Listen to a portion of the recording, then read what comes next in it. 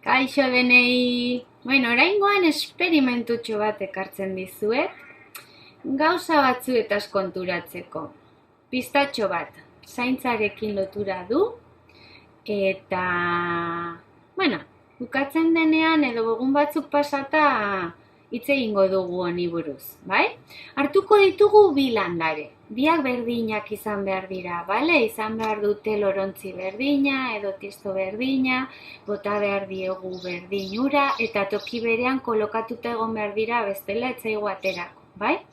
Baina goizero edo arratsaldero edo gauero egun nahi dugunean bateri, hietako bati gogoratu zeineri esaten diozuen edo jarri diozue zuri gauza politak, bere tiestotxoan, esango dizkiogu gauza politak. Ze ederra zauden, ze jatorra zaren, ze maite zaitut, eskerrik asko, alaitzen duzu nire etxea.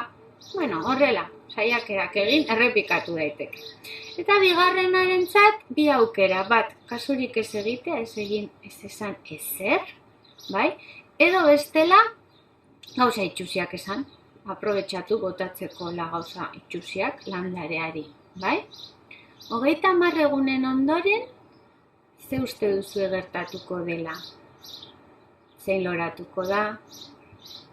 Zein ez? Diferentziak izango dituzte? Ala agian ez? Zeingo dugu berriz ere?